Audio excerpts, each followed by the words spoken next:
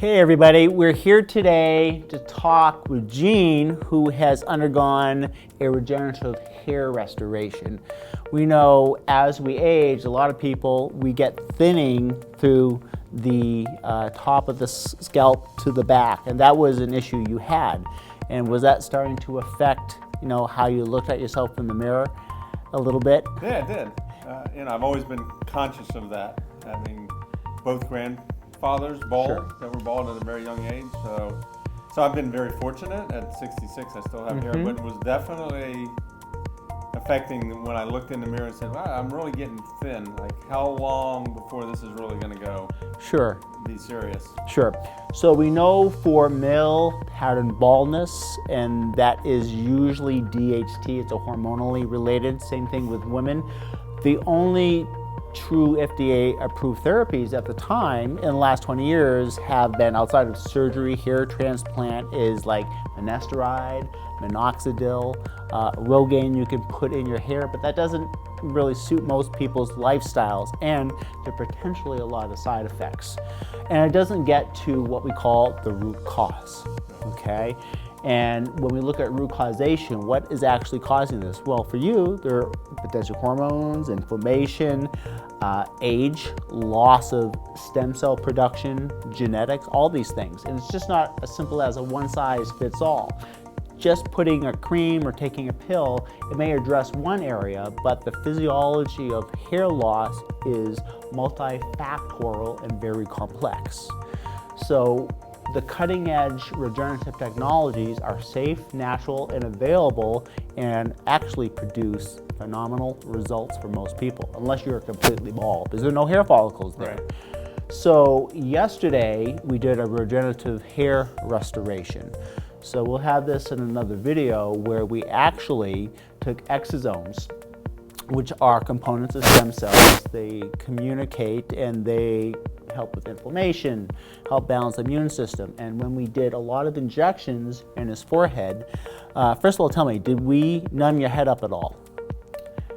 We didn't use anything We at didn't all, use not even any topical. numbing cream. And we can do that. Some people are very sensitive. Yeah. But how was that experience for you when we put 100 plus little needle injections I mean, in you your head? felt like a little pricking sensation, but it was not uncomfortable at all. Okay. I mean, it's well worth the results.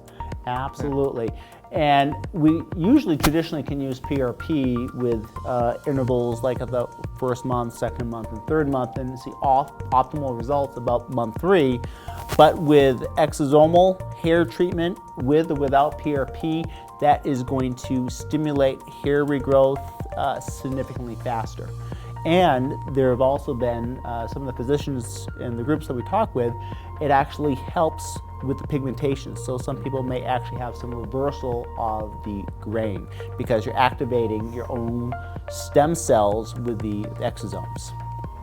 Now, to couple this, and you see this funny cap he's wearing right now, it looks like we're in a space movie or something, but this is an FDA-approved medical device. It is LED and laser therapy. So it's going to go superficially into the deeper layers of the follicles and stimulate that regeneration. Now, could you see yourself wearing this every other day for 25 minutes? Oh yeah. Yeah? I think I'm gonna wear it to work. You're going to wear it to work. Yeah, definitely get a lot of comments. Yeah. People wonder, what are you doing? People really are interested in this sort of thing. Yeah. They don't know it exists. Yeah, and it's here.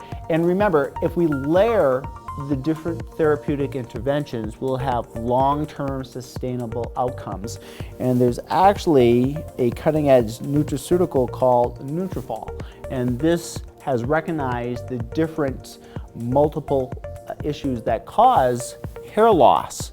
And this addresses them from a supplemental standpoint in supporting the body. And there are certain things like saw palmetto that helps with testosterone converting to DHT, and that is one of the main things that has been used with Rogaine, Propecia, and these type of things. There's inflammation, so turmeric can be very helpful with that. Cortisol is a stress hormone. It's been shown in the pathophysiology and the breakdown of hair follicles. So there's ashwagandha. there's vitamin E and collagen. So if we do all that and layer it with therapy or exosome, red light therapy, nutraceutical, and what we're going to do is we're also going to add some peptides, because that will actually help with the growth of the hair and creating new blood vessels and restoration and healing. So when we layer this, we are going to supercharge the hair regrowth and keep it sustainable. How's that sound? I think it's a great way to go. I mean, when you look at what the options are, Yeah. I mean, you either go bald, which some women say, oh, that's sexy, but it might be, but I don't want to be bald.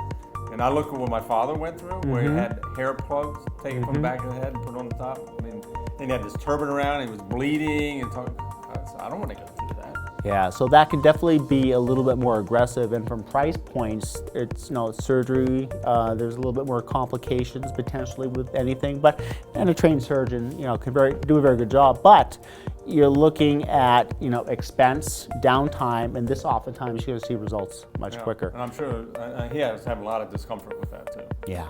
I had no discomfort whatsoever. Yeah. So we will get some photos and show over time how his hair is regrowing. So Gene, thank you so much. Thank Appreciate you. it. That's awesome again. All right.